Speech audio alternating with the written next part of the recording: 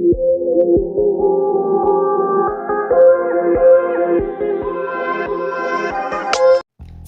guys, welcome to our channel Metro Spices. അപ്പോൾ നമ്മൾ ഇന്നിവിടെ തയ്യാറാക്കാൻ പോകുന്നത് നമുക്ക് നല്ല അടിപൊളി ചുവന്ന ചീര കിട്ടിയിട്ടുണ്ട്.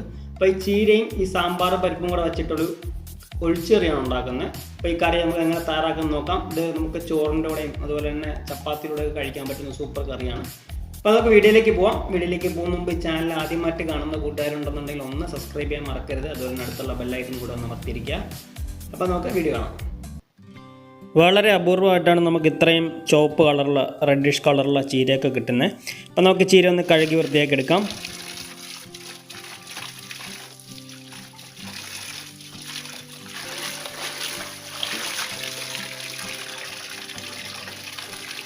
ചീരയെല്ലാം നല്ലോണം കഴുകി അരിഞ്ഞ് ചെറുതായിട്ട് അരിഞ്ഞ് വെച്ചിട്ടുണ്ട്. അതിനൊപ്പം തന്നെ ഒരു അരക്കപ്പ് സാമ്പാർ പരിപ്പ് എടുത്തിട്ടുണ്ട്.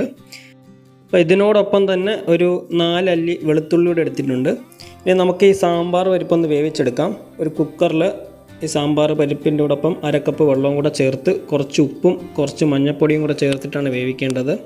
അപ്പോൾ ഞാനൊരു 1/4 ടീസ്പൂൺ മഞ്ഞൾപ്പൊടിയും അതിനൊപ്പം തന്നെ ഒരു 1/2 ടീസ്പൂൺ ഉപ്പ് ഇത് രണ്ടും കൂടെ ചേർത്തിട്ട് ഇനി നല്ല രീതിയിലൊന്ന് ഇളക്കി നമുക്കൊന്ന് വേവിച്ചെടുക്കാം.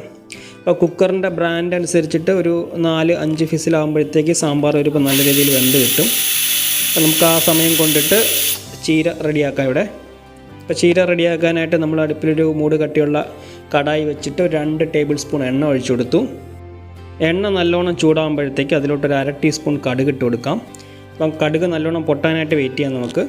ഞാനിവിടെ എടുത്തിരിക്കുന്നത് വെളിച്ചെണ്ണയാണ്. അപ്പോൾ വെളിച്ചെണ്ണ എടുക്കാനായിട്ട് നോക്കുക. അപ്പം കടുക് പൊട്ടി വരുമ്പോഴത്തേക്ക് നമുക്കൊരു 1/2 ടീസ്പൂൺ നല്ല ജീരകം ഇട്ട് കൊടുക്കാം.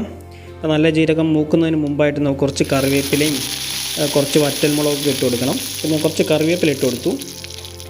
ഇനി കുറച്ച് വറ്റൽമുളക് ഒരു 3-4 വറ്റൽമുളക് ഇട്ട് കൊടുത്തിട്ടുണ്ട്. പിന്നെ നേരത്തെ എടുത്തു വെച്ച ഒരു 4 അല്ലി വെളുത്തുള്ളി ചെറുതായിട്ട് അരിഞ്ഞതാണ്. അപ്പോൾ അതും കൂടെ ആഡ് ചെയ്തിട്ട് നമുക്ക് നല്ല രീതിയിൽ ഇതിനൊന്ന് വഴട്ടി ഒരു ചെറിയ സവാള എടുത്ത് അതിനെ കൊത്തി അരിഞ്ഞ് നല്ല രീതിയിൽ കൊത്തി അരിഞ്ഞിട്ട് ഇതിനകത്തോട്ട് ആഡ് ചെയ്ത് കൊടുക്കാം. അപ്പോൾ അതുകൂടെ ചേർത്ത് നല്ല രീതിയിലൊന്ന് ഇളക്കി വഴട്ടിയെടുക്കണം. അപ്പോൾ നമുക്കിതിനകത്ത് ഉപ്പ് ഇതുവരെ ആഡ് ചെയ്തിട്ടില്ല. അപ്പോൾ ഈ ഒരു സമയം നമുക്ക് കുറച്ച് ഉപ്പൂടെ ഇട്ട് ഒന്ന് ഇളക്കി കൊടുക്കുകയാണെങ്കിൽ ഇത് പെട്ടെന്നൊന്ന് വഴണ്ട് കിട്ടും. നല്ല ഗോൾഡൻ ബ്രൗണിഷ് കളർ ആകേണ്ട ആവശ്യമൊന്നുമില്ല.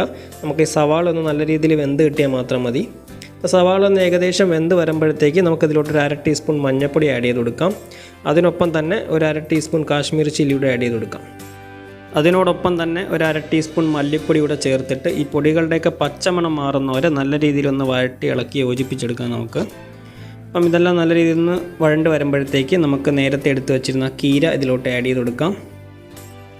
നമുക്കിനി കീര ഒന്ന് വാട്ടിയെടുക്കണം. കീര ഒന്ന് വാട്ടിയെടുക്കാനായിട്ട് ഇതൊന്ന് അടച്ചു വെച്ച് വേവിക്കുകയാണെങ്കിൽ പെട്ടെന്ന് വാടി കിട്ടും നമുക്ക്.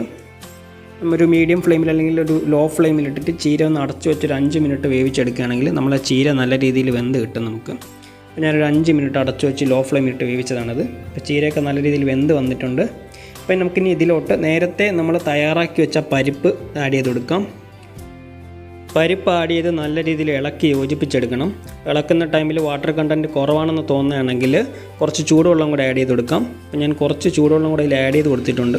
അപ്പോൾ നമ്മുടെ ചീരക്കറി ഇവിടെ റെഡി ആയിട്ടുണ്ട്. നമുക്കൊരു സെർവിങ് ബൗളിലോട്ട് മാറ്റാം. അപ്പോഴെല്ലാവരും ഇത് ട്രൈ ചെയ്ത് നോക്കുക. റെസിപ്പി ഇഷ്ടമായിട്ടുണ്ടെങ്കിൽ ഉറപ്പായിട്ടും നമ്മുടെ ചാനൽ സബ്സ്ക്രൈബ് ചെയ്യുക. മറ്റൊരു ഐറ്റമായിട്ട് വീണ്ടും കാണാം. അതുവരെയ്ക്ക് എല്ലാവർക്കും ബൈ ബൈ.